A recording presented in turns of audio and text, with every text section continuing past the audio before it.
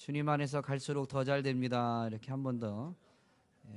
수학의 계절인데 풍성한 은혜, 하나님이 우리의 삶을 지키시고 인도하시기에 갈수록 잘 되어지는 은혜가 확인되어질 줄로 믿습니다. 하나님의 은혜의 진정한 누림은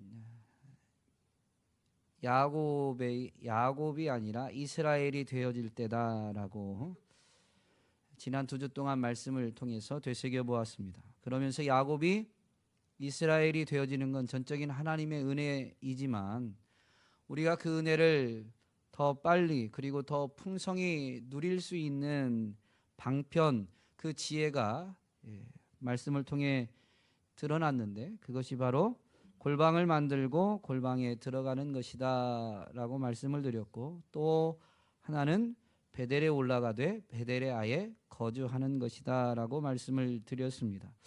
골방을 만들고 골방을 들어가는 것은 우리의 결단이고 우리의 의지이죠. 베델로 올라가고 베델에 거주하라 라는 것은 하나님의 명령이었습니다. 야곱에게 말씀하신 하나님의 명령.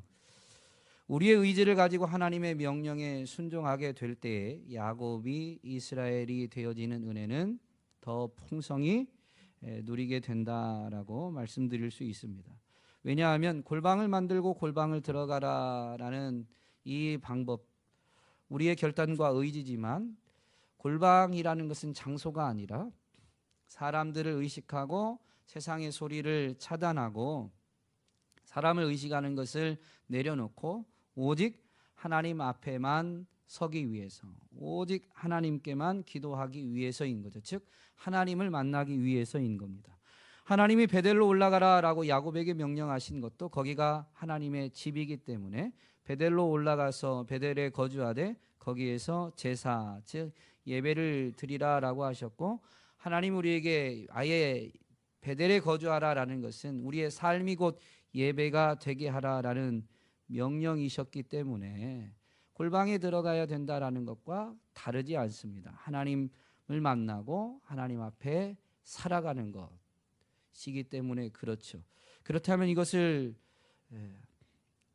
합해보면 하나님의 명령 앞에 우리의 순종이 필요한 것이다라는 것을 분명히 알 수 있습니다. 베델, 즉 하나님의 집, 성전에 올라간다라는 것은 물론 간략하게는 살펴보았지만 오늘 우리가 읽은 본문에 보면 솔로몬이 성전을 건축하고 하나님 앞에 기도하는 내용입니다. 이 기도의 내용을 보면 정말 성전에 올라가고 성전에 거주한다라는 것이 어떤 것인지를 되새겨 볼 수가 있는데요. 이 되새김을 통해서 여전히 골방을 만들고 골방을 들어가라라는 요구처럼 이 의미, 성전에 올라가는 것의 의미를 되새기면서 우리가 결단하고 우리가 의지를 가지고 순종해야 될 부분이 있다라는 것을 분명히 되새기면서 오늘 말씀을 따라오셨으면 좋겠습니다. 성전 건축할 마음은 사실 솔로몬이 품었던 건 아니죠. 다윗이 품었습니다. 그런데 하나님은 성전 건축할 마음을 품은 다윗이 성전 건축하지 못하도록 하셨습니다. 왜냐하면 전쟁을 많이 하고 피를 많이 흘렸기 때문이죠. 그러면서 그의 아들 솔로몬이 성전을 건축할 것을 분명히 말씀하셨습니다. 그러나 다윗에게는 성전 건축할 마음을 품은 것 때문에 하나님이 기뻐하시면서 그와 언약을 맺으시죠. 그에게 약속의 말씀을 주신 것입니다. 이제 솔로몬이 그 하나님의 말씀대로 다윗의 뒤를 이어 왕이 되고 성전을 건축했고요. 오늘은 이 솔로몬이 기도하는 현장은 건축한 성전, 그 제단 앞에서 하나님 앞에 기도하고 있는 것인데요. 솔로몬이 제단 앞에서 기도할 때 기도하는 첫 번째 내용을 보면 하나님을 향해서 하나님을 부르면서 기도하는데 그 하나님을 어떤 하나님으로 고백하느냐라는 것입니다. 14절에 보면 이렇게 시작하죠. 하늘을 향하여 손을 펴고 이르되 하면서 하는데 이스라엘의 하나님 여호와여. 근데 이 하나님 어떤 분이에요? 천지에 주와 같은 신이 없나이다. 우리 하나님은 오직 유일하신 참 하나님이다 라는 신명기적 표현과 같은 고백이죠. 여러분, 하나님 외에 다른 신은 없는 줄로 믿습니다. 오늘 우리가 예배 자리에 나오게 된 것도 이 솔로몬의 고백과 같죠. 우리가 성전에 올라온 것은 바로 이 이유 때문이죠. 다른 신이 없습니다. 오직 하나님만이 유일하신 참 하나님이십니다. 그런데 이어서 그가 고백하는 고백을 보면 하나님만이 유일하신 참 하나님인 것은 인정을 하든 인정을 하지 않든 변함없는 진리인데요. 그것을 인정하는 자들은 이어지는 고백을 분명히 하게 될 것입니다. 주께서는 온 마음으로 주의 앞에서 행하는 주의 종들에게 언약을 지키시고 은혜를 베푸시나이다. 오늘 하나님이 우리에게 은혜를 베푸시는 분이 아니라면 그분이 유일하신 참 하나님이어도 여러분 예배 자리에 나오겠습니까? 무슨 의미인지 이 반응이 제가 굉장히 힘듭니다. 어떻게 해석해야 될지 모르겠어요. 제가 말을 좀 어렵게 한 건지, 제 지적 수준이 높아서 말을 어렵게 하는 게 아니고요. 제 표현력이 떨어져 가지고 이게 쉽게 표현을 못 하는 거예요. 실력이 없어서. 그래서 그런 건지 아니면 제가 전한 걸 이해는 하셨는데 뭐라고 표현해야 될까요? 어떤 마음에 찔림이나 어떤 생각이 있어서 반응이 없는 건지 제가 헷갈리거든요. 다시 한번 여쭙겠습니다. 여러분의 하나님은 유일하신 참 하나님이십니까? 그걸 분명히 믿으십니까? 솔로몬이 그렇게 고백했는데요. 이 이어지는 고백에 보면 그분이 은혜를 베푸신다라고 했어요. 은혜를 베푸시지 않으면 우리와 그분은 정말 유일하신 참 하나님이 맞는데 그분이 오늘 우리와 상관없이 우리에게 은혜를 베푸시는 분이 아니라면 우리는 사실 여기 나와 있지 않을 거예요. 하나님이 여러분에게 은혜를 베풀어 주셨습니까? 왜 갑자기 아멘이 적으세요? 제 말이 그럼 이해가 안 된 건지 아니면 제가 잘못 전한 건지. 하나님이 여러분에게 은혜를 베풀어 주셨나요? 분명한 진리인 줄로 믿습니다. 여러분 하나님이 은혜를 베푸신 걸 모르는 사람은 여기 나와 있지 않아요. 이 표현을 잘 보세요. 주께서는 온 마음으로 주의 앞에서 행하는 주의 종들에게 언약을 지키시고 은혜를 베푸신다. 하나님이 언약을 지키는 게 은혜를 베푸는 거예요. 우리가 원하고 우리가 바라는 것을 다 들어주는 게 은혜를 베푸는 게 아니라고요. 그분이 언약을 지켜주시는 것, 그분의 모든 말씀을 그대로 지키고 행하시는 것이 오늘 우리에게는 은혜가 되는 줄로 믿습니다. 우리는 어떤 자들이에요? 하나님 앞에 종들일 뿐이에요.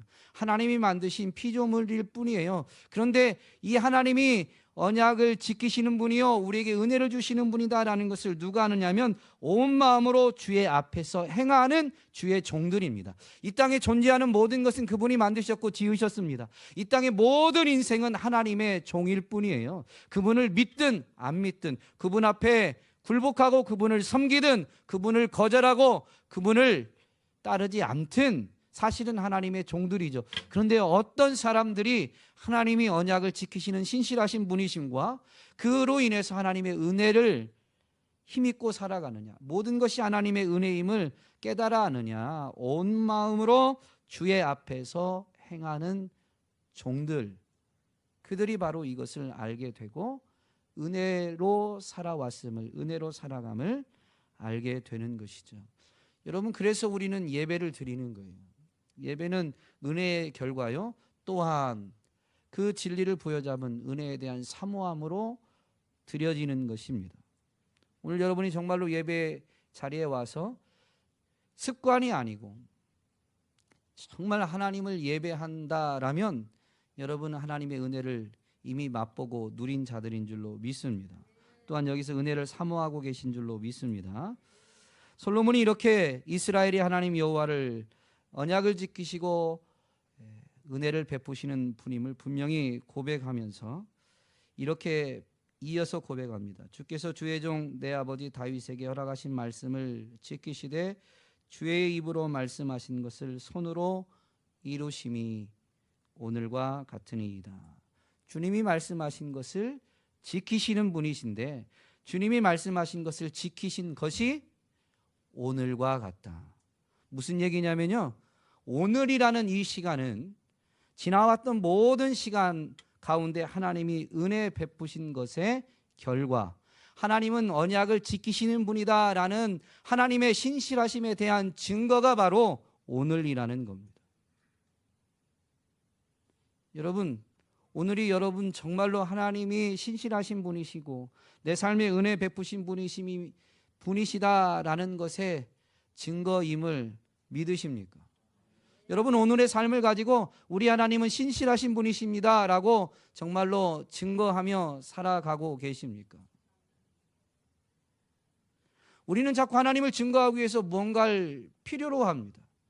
사람들이 부러워하고 사람들이 흠모할 이 땅 가운데에서 가치 있게 여기는 것들이 우리에게 필요한 것처럼 말합니다. 그렇지 않습니다. 하나님이 우리에게 주시는 것은 세상이 주는 것과 같지 않죠. 그래서 오늘이라는 삶만으로도 하나님의 신실하심은 충분히 증명될 수 있습니다. 오늘을 통하여서, 오늘을 인해서 하나님의 은혜를 감사하시고 하나님은 언약의 신실하신 분이심을 분명히 증거할 수 있게 되기를 주님의 이름으로 권면드립니다. 우리 하나님은 언약을 지키시는 분이신데요, 이사야 선지자를 통해서 이것을 명확히 나타내셨어요. 이사야서 55장 11절에 보면 하나님이 이사야를 통해서 하시는 말씀입니다. 내 입에서 나가는 말도 이와 같이 헛되이 내게로 되돌아오지 아니하고 나의 기뻐하는 뜻을 이루며 내가 보낸 일에 형통함이니라. 하나님의 말씀은 헛되이 돌아가는 게 하나도 없습니다. 하나님의 입에서 나오신 모든 말씀은 정말로 하나님의 입에서 나온 사람의 말이 아니라 하나님의 말씀이라면 분명히 하나님이 보내신 그 뜻을 다 이루며 하나님이 행하시고자 하는 일을 온전히 성취하시는 줄로 믿습니다. 그래서 그분은 신실하신 거예요. 그런데 이것이 왜 우리에게 은혜냐, 이게 왜 복이 되느냐? 여러분, 이 땅 가운데에서도요, 사람들 중에 자기가 말한 것은 다 지키는 사람이 있다라면 그 사람과 일하게 되어지는 것을 사람들은 그렇게 말합니다. 아, 나 참 복이야. 믿을 만한 사람을 만났어. 내가 믿을 만한 사람과 일해. 그런데 그 믿을 만한 사람이라고 말하는 이유는 그 사람이 말한 것을 다 그대로 지키기 때문인 거죠. 하나님이 신실하심이다라는 것은 여기에 있습니다. 그리고 우리는 그것을 은혜다, 복이다라고 분명히 말할 수 있어야 되는데, 희한하게 이 땅에서 삶의 원리, 우리가 생활하는 원리에서 이것은 분명한 진리인데도 불구하고 하나님을 향해서만큼은 자꾸 우리의 욕심을 내세우려고 합니다. 하나님이 말씀하신 것을 다 지키시는 것으로 하나님의 하나님 되심은 충분할 뿐만 아니라 우리에게 그것이 진정한 은혜와 복이 되는 줄로 믿습니다. 우리는 그래서 하나님을 의지하고 우리의 삶에서 우리가 원하는 대로 되어지지 않고 우리가 바란 대로 일이 이루어지지 않고 어떤 당황스러운 일, 어떤 변수로 인해서 원치 않았던 일이 우리의 삶에 일어나도 그 일 때문에 하나님을 불신하게 되는 것이 아니라 그런 일 속에서도 여전히 하나님은 신뢰할 만한, 여전히 하나님은 섬기기에 합당한 분이신 줄로 믿습니다. 지금 솔로몬은 이것을 고백하고 있는 거예요. 이것이 성전에 올라가는 것, 성전에 거주하는 삶의 진정한 의미입니다.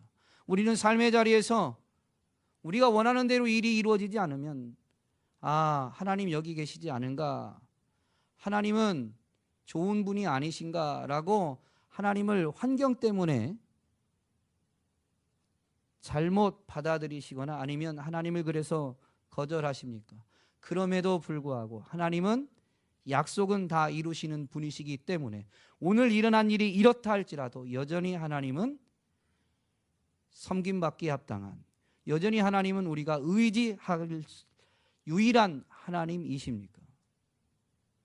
여러분, 하나님은 상황과 조건에 상관없이 우리 인생들이 섬기기에 합당한 분이시요 의지할 만한 유일한 분이신 줄로 믿습니다. 여러분, 성전에 나왔다면 이 고백이 분명히 여러분의 고백 그리고 종의 고백이 되어야 될 줄로 믿습니다. 이 고백이 진정한 우리의 고백이라면요, 사실 주일 주의 전에 나와서, 아니 주일이 아니더라도 주님의 몸된 교회를 위해서 또는 삶의 자리에서 우리가 행하는 모든 믿음의 행위, 신앙의 행위는 마땅한 것인 줄로 믿습니다. 마땅한 것인 줄로 믿습니다. 어느 정도까지 마땅한 거예요?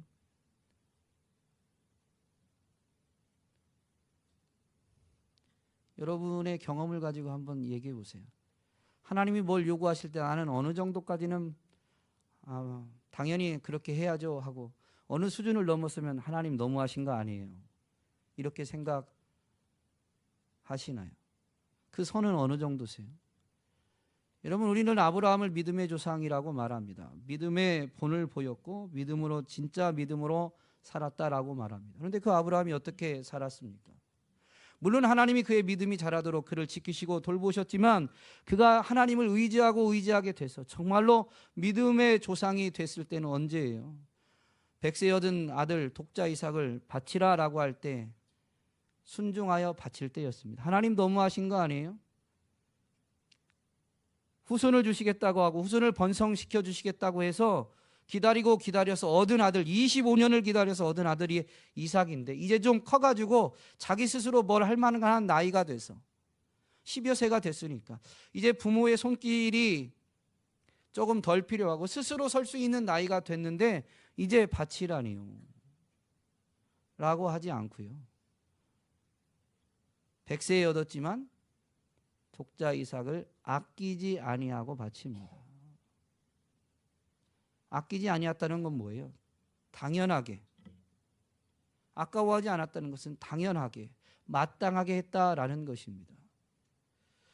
오늘 솔로몬의 기도에 보면 하나님 앞에 하나님을 유일한 참 하나님으로 섬기는 자는 종임을 고백했죠.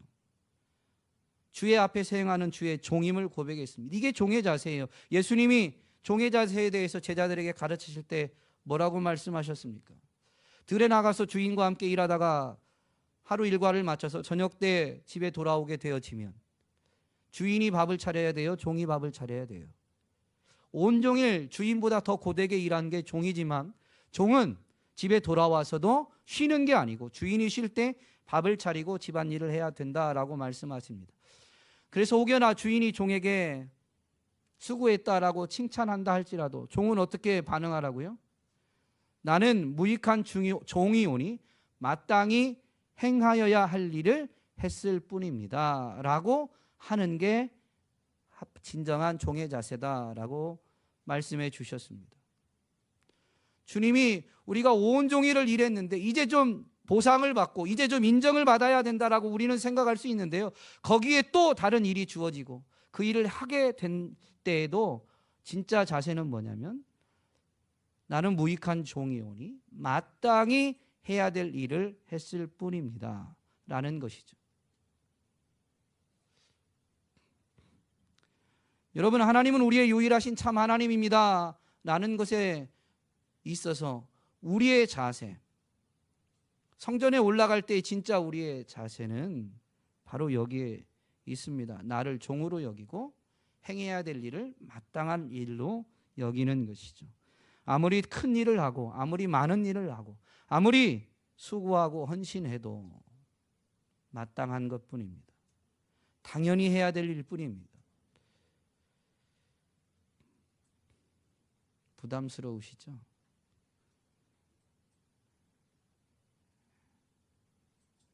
그런데 이게 진리인 걸 어쩌겠어요?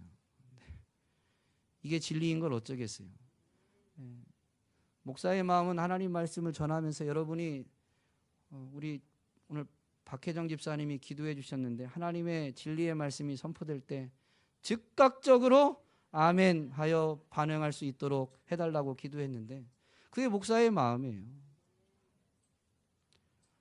여러분이 하나님 말씀에 순종한다고 제가 밥을 한 끼 더 먹을까요? 여러분이 순종한다고 제가 지금 사는 집에서 2배로 넓은 집에 가 살게 될까요? 그렇게 된다 해도 그것은 저한테 큰 유익은 아닙니다.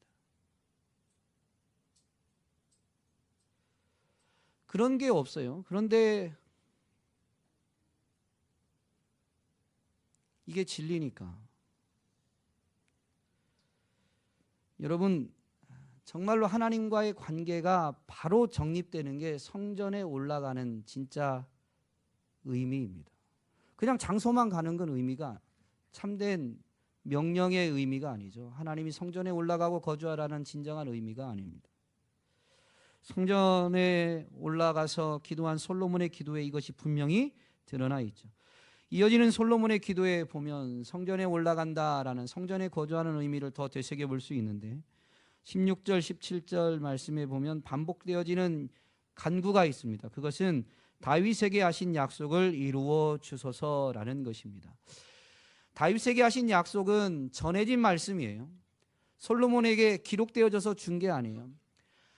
다윗조차도 성전 건축할 마음을 품었을 때에 그에게 주어진 하나님의 말씀은 기록되어진 게 아닙니다. 나단 선지자를 통해서 전해진 거예요.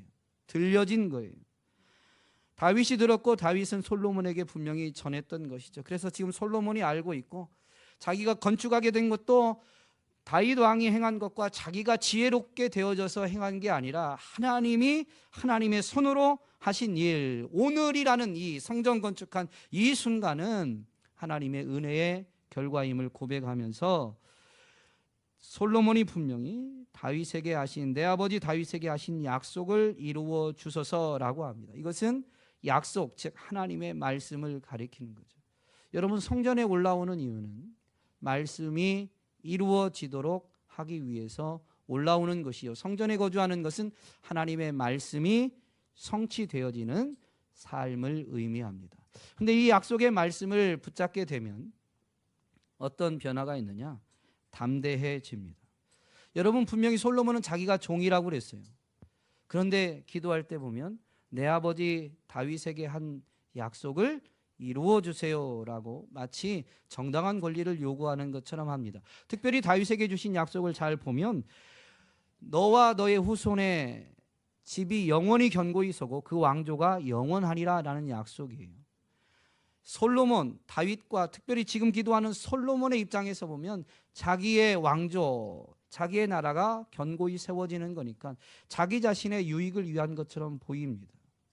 그런데도 불구하고 그것이 내게 유익이 된다 할지라도 이것이 하나님의 말씀이라면 내 욕심이기 때문에가 아니라 하나님의 말씀이기 때문에 정당하게 권리 행사하는 것처럼 요구할 수 있게 되는 것이죠.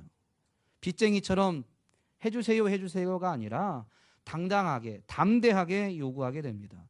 사실 솔로몬의 기도 이전에 먼저 약속을 받았던 다윗조차도 그럽니다. 나단 선지자가 와서 이 말씀을 전해 주었을 때 다윗이 그 약속의 말씀을 받고 기도하는데요, 그가 기도한 내용 중에 이런 표현이 있습니다. 사무엘하 7장 27절에 있는데, 만군의 여호와 이스라엘의 하나님이여 주의 종의 귀를 여시고 이르시기를 내가 너를 위하여 집을 세우리라 하셨으므로, 약속의 말씀을 이렇게 한마디로 요약한 겁니다. 이렇게 주님이 말씀하셨으므로 주의 종이 이 기도로 주께 간구할 마음이 생겼습니다. 자기는 양치는 데에서 이제 왕이 된 것만 해도 감지덕지한다고 분명히 다윗은 고백했었거든요. 그런데도 불구하고 이제 내 집, 내 왕조를 영원히 견고하게 해주세요라는 이 엄청난 요구를 할 수 있게 될, 이것을 간구할 수 있게 될 마음을 얻게 된 것은 주님이 먼저 약속을 주셨기 때문입니다 라고 분명히 고백하죠. 우리가 아무리 대단한 일을 구한다 할 때 종으로서 어떻게 보면 주인에게 무례하게 보일지 모르는데, 너무 뻔뻔하게 보일지도 모르는데, 우리가 하나님 앞에 뻔뻔하고 무례히 보일 만큼 담대하게 할 수 있는 것은 약속의 말씀을 붙잡을 때입니다. 우리 욕심으로는 아무리 작은 거라도, 아무리 겸손하게 해도 우리 욕심으로 구한 건 응답이 없어요. 그런데 뻔뻔하게 보여도, 어떻게 보면 무례하게 보여도 분명히 응답이 있는 경우가 있는데, 그것은 약속의 말씀을 붙잡고 기도할 때입니다. 성전에 올라오는 이유, 바로 이 약속의 말씀을 붙들기 위함이죠. 성전을 향한 약속, 지금 이 성전에서 기도하는 솔로몬의 기도에 대해서 역대하 7장에 보면 하나님이 응답해 주시는 부분이 나와요. 거기에 보면 성전에 대한 약속을 한 번 더 명확히 확인시켜 주시는데, 성전은 하나님의 이름을 두신 곳이요 하나님의 눈과 마음이 머무는 곳입니다.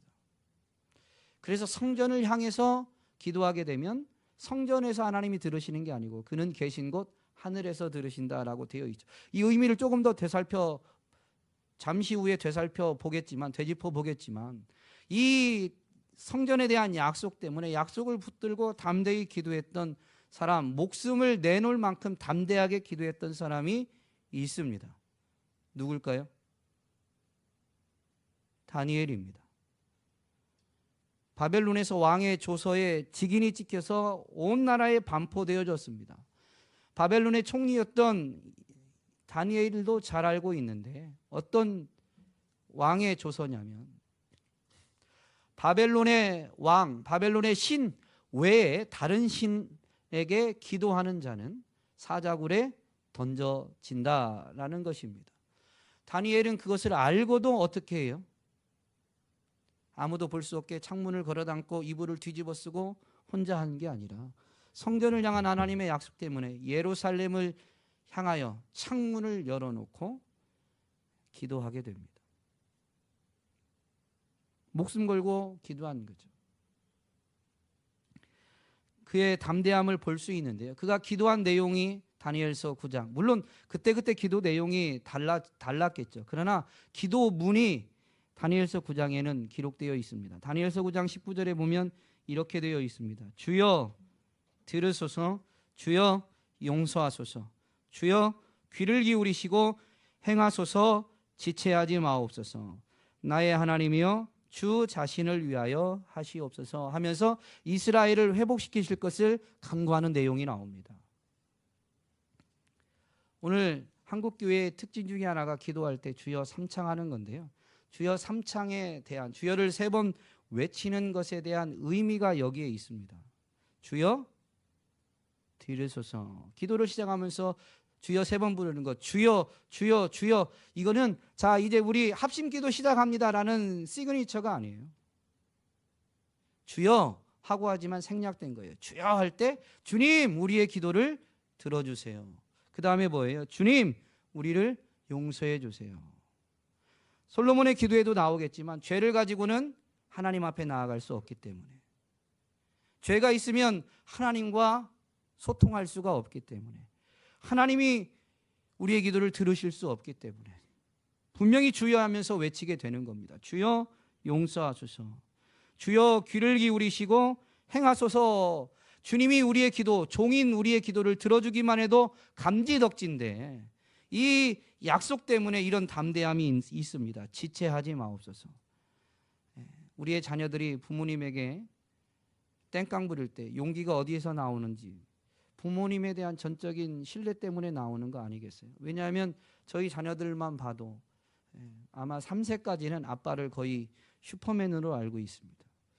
초등학교 들어가면 우리 아빠가 화도 잘 내고 모자란 부분이 많이 있다라고 학교에서 가르치는지 어쩜 그렇게 잘 알게 되는지 모르겠습니다. 그러나 분명한 것은 성장할수록 아버지에 대한 믿음은 굉장히 약해지죠. 그런데 어릴 때 보면 전적인 신뢰가 있을 때는요 얼마나 담대한지 몰라요. 자기 요구를 마음껏 구하게 됩니다. 하나님을 분명히 알면 이런 담대함, 그래서 약속의 말씀을 붙들면 이런 담대함이 있는 거예요. 주여 지체하지 마옵소서, 지체하지 마옵소서. 여러분 정말로 말씀을 붙들고 기도한다면 이런 담대함을 갖고 구해야 될 줄로 믿습니다. 왜냐하면 이어지는 고백처럼 우리가 정말로 말씀을 붙들고 기도한다면, 약속의 말씀을 붙들고 기도한다면 그것은 말씀하신 대로 이루어질 것이기 때문에 그것은 하나님의 신실하심을 나타내는 증거가 될 뿐이에요. 그것이 우리에게 유익이 될 수도 있겠지만 핵심은 하나님의 신실하심을 나타내는 증거다라는 거죠. 그래서 다니엘은 이렇게 기도하는 겁니다. 주 자신을 위하여 하옵소서. 기도하는 나를 위해서가 아니고 우리의 기도를 받으시는 주님을 위해서 응답하여 주옵소서, 지체하지 마옵소서. 이게 주여 주여 주여 3번 부르는데 담긴 의미입니다.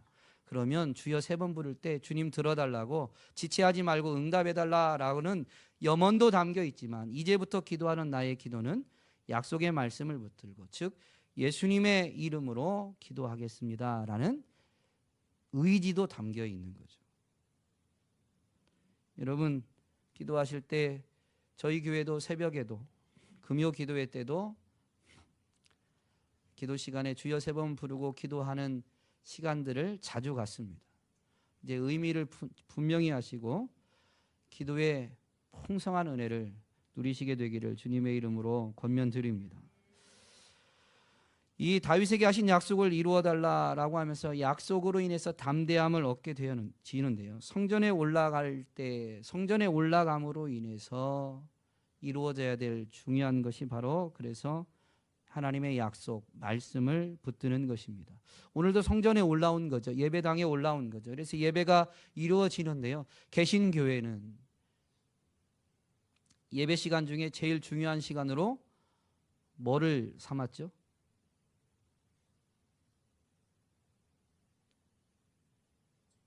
뭐가 제일 중요한가라는 것은 그 사람이 아니면 그 공동체가 어디에다 시간을 제일 많이 쓰는가라는 걸 보면 됩니다. 우리 예배 가운데 뭐가 제일 중요하죠? 이래서 말씀이 중요한 겁니다. 말씀 시간, 설교 시간을 많이 할애하고 중요시 여긴 겁니다. 예배당에 왔어요. 성전에 올라왔어요. 정말로 위로받고 힘을 얻어야 되는 건 맞지만 여러분 뭘로 하는 거예요? 그게 뭘로 하는 거예요? 여러분 삶의 자리에서 누군가 때문에 마음 아프십니까? 어떤 문제 때문에 힘드십니까? 어떤 육체의 질병 때문에 너무 곤고하십니까? 예배 드리면 그게 다 해결되나요?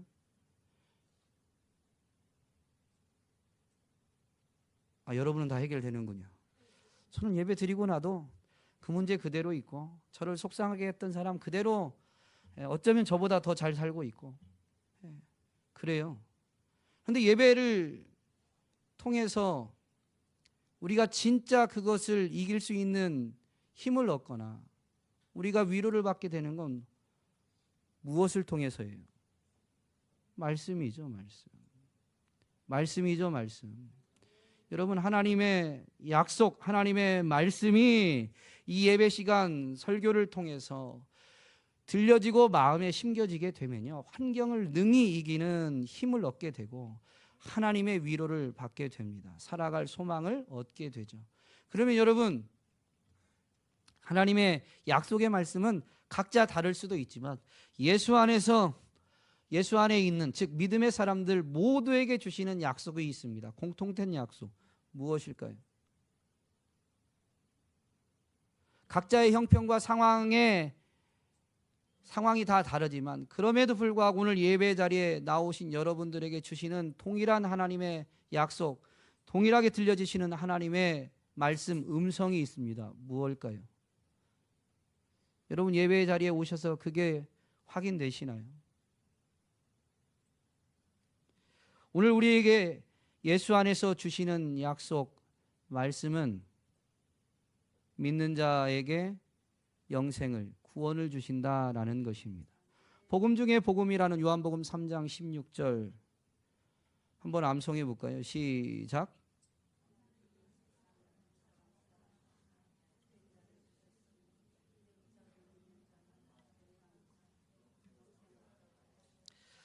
믿는 자마다 멸망하지 않고 영생을 얻게 하려 하심이다 라고 했습니다. 그럼 여러분 예수님을 믿고 구원, 영생을 받으셨습니까? 예수님을 믿고 구원 받았습니까? 영생을 받았습니까? 그렇다면 이게 무슨 의미냐면 구원받았고 영생을 얻었기 때문에 여기서 예배드리는데요. 예배드릴 때 우리가 붙잡아야 될 약속의 말씀은 뭐냐면요. 이제 구원 얻었다 이게 아니고요. 하나님이 세상을 이처럼 사랑하사 독생자를 주셨으니 믿는 자가 얻는 거예요. 그런데 이것을 통해서 뭘 아는 거예요? 하나님이 세상을 이처럼 사랑하신다. 하나님이 나를 이처럼 이만큼 사랑하신다. 이만큼은 얼만큼이에요? 독생자를 내어줄 만큼. 독생자는 하나님이 만들어낸, 하나님이 빚어낸 어떤 존재가 아니에요. 사도 바울이 예수님을 인격적으로 만나고 그 예수님이 어떤 분인지를 빌립보 교회에 편지할 때 명확히 선포했는데 빌립보서 2장 5절이죠. 너희 안에 이 마음을 품으라 하면서 이어진 6절부터의 선언, 선포해 보면 그는 예수님은 근본 하나님의 본체시나 하나님과 동등됨을 취할 것으로 여기지 아니하시고 오히려 자기를 비워 종의 형체를 가지사 사람들과 같이 되셔서 사람의 모양으로 나타나셨다. 그런 분이 예수다라고 말합니다. 하나님이 나를 사랑하시는데 하나님과 동등하신 본질이 하나님이신, 본성이 하나님이신 그분을 내어줄 만큼, 즉 그냥 간단히 말하면 하나님이 자신을 내어줄 만큼 나를 사랑하신다라는 것이죠. 우리는 예배 자리에 와서 붙잡아야 될 게 뭐냐면요, 하나님 내 삶에 이거 해결해 주세요. 하나님 해결해 주시지 않으면 힘들어요. 물론 그럴 수 있습니다. 그런데 진짜 성전에 올라와서 우리가 붙들어야 될 약속은 뭐냐면 하나님 나를 사랑하시는구나. 얼만큼요? 독생자를 내어줄 만큼, 자기를 내어줄 만큼. 여러분 예배 자리 왔는데 이 음성이 안 들려진다면 우리는 성전에는 올라왔지만 다른 걸 보고 있는 거예요. 붙잡아야 될 약속의 말씀을 붙들지 않고 내가 원하는 것을 붙들려 하고 있는 거죠. 성전에 베델레 올라가라, 베델에 거주하라 라고 주님이 야곱에게 말씀하셔서 야곱을 이스라엘로 빚으시고자 하실 때 하셨던 이 말씀은 바로 이것을 붙들으라 라는 것이죠. 하나님의 사랑을 깨달을 때, 하나님이 나를 얼마나 사랑하는가를 알게 될 때 야곱은 참된 이스라엘이 되어지는 겁니다. 옆 사람 한번 인사하시죠. 하나님이 당신을 너무너무 사랑하십니다.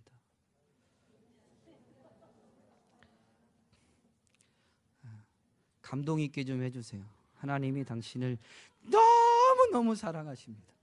한 번 더 해보겠습니다.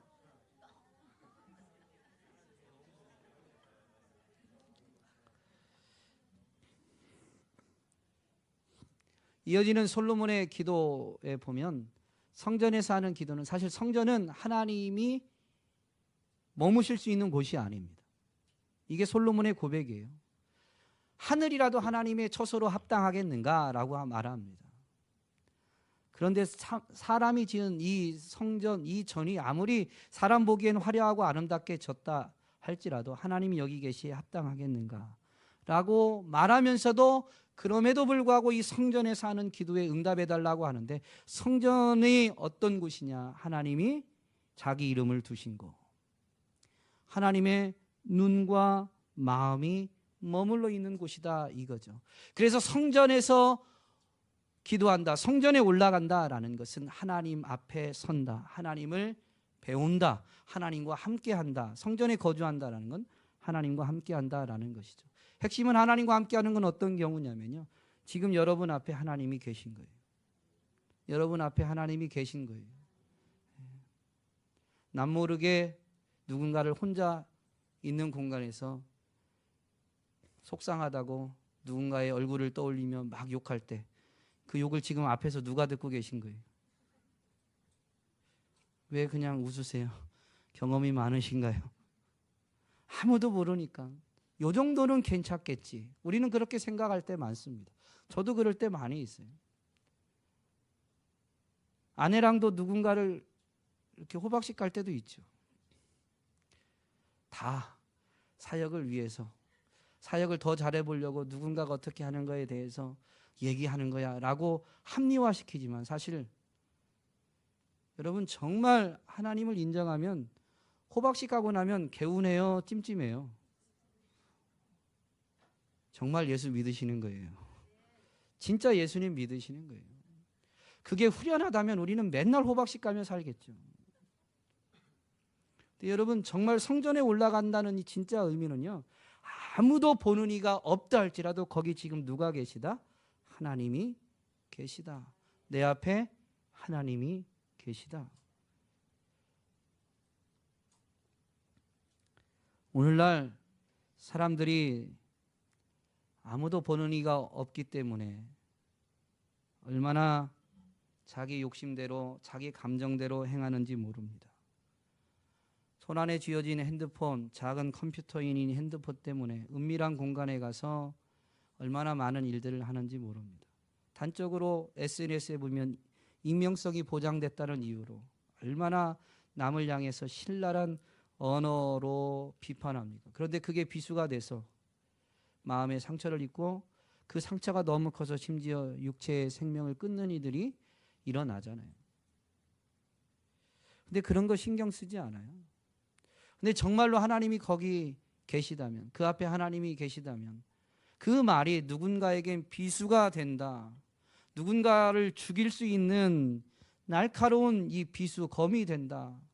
그냥 내 감정에 휩쓸려서 하는 말 한마디가 검이 된다라는 게 분명하다면 과연 그럴 수 있을까요? 형제를 미워하는 것만 해도 살인한다라고 했는데 미운 감정 때문에 하는 뱉은 말, 살인의 도구가 되는데 과연 할 수 있겠습니까?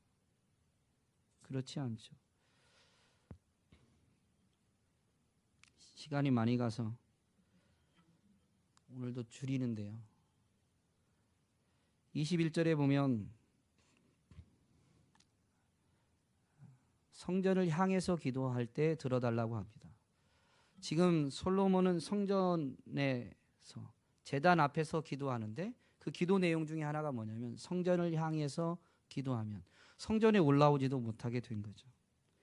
두 가지 이유 때문일 겁니다. 죄를 지으면 성전에 올라올 수 없습니다. 정결하게 하기 전에, 속죄하기 전에는 성전에 올라올 수 없죠. 두 번째는 올라올 만한 형편이 아닙니다. 올라오는 것을 가로막는 장애물이 생긴 거죠. 그런데 이것이 장애물 때문이라 할지라도 장애물의 궁극적인 원인을 살펴보면 그 사람이 지은 범죄는 아니라 할지라도 죄 때문에 성전에 올라오지 못하게 되는 겁니다. 그런데 그런 때에 성전을 향하여, 성전은 뭐의 상징성이라고 그랬죠? 하나님의 상징성. 하나님 앞에 나아갈 수 없는 것을 깨달은 거예요. 내가 죄인인 걸 깨달은 거예요. 그런데 내가 죄인인 걸 깨달았을 때 주님을 바라보면, 주님을 의지하면 어떻게 해달라고요? 용서해달라. 21절에 분명히 나와 있습니다. 주의 종과 주의 백성 이스라엘이 이곳을 향하여 기도할 때 주는 간구함을 들으시되 주께서 계신 곳 하늘에서 들으시고 들으시사 사하여 주옵소서. 사하여 주옵소서. 여러분, 성전에 올라가는 건 끊임없는 회개입니다. 성전에 거주하는 건 끊임없는 돌이킴이에요. 이 기도, 성전에서 올려진 이 기도를 보면 성전에서 거한다라는 것은 우리의 이 본성을 자꾸 돌이키는 것. 사하여 주옵소서. 사하여 주옵소서. 죄를 깨닫고 예수님의 이름을 의지함으로 인해서 사함의 은혜를 누리는 것. 그래서 구원받음을 확인하고 하나님의 사랑을 확인하고 하나님의 말씀대로 살아가고자 하는 것. 그것이 성전에 올라가는, 성전에 거주하는 것의 참 의미입니다. 성전에 거주하면 하나님이 나를 사랑하신다는 것, 하나님이 나를 받아주시고 나와 함께 해주신다는 것 때문에 세상을 향해서는 담대하게 됩니다. 하나님이 믿음의 사람들에게 끊임없이 주시는 말씀 중에 두려워하지 말라, 강하고 담대하라 라는 것의 원인을 뭘로 말씀하세요? 내가 너와 함께 함이니라. 내가 너와 함께 함이니라. 여러분, 성전에 올라가고 성전에 거주하면 바로 이 하나님의 함께 하시는 것 때문에 세상을 향해서는 담대하게 됩니다. 그 함께 하시는 하나님 앞에서 그분이 나의 주인이 되시고 유일한 참 하나님이 되시기 때문에 성전에 거한 사람은 하나님 앞에서 하나님의 말씀 앞에 순종하는 삶을 살게 되는 것이죠.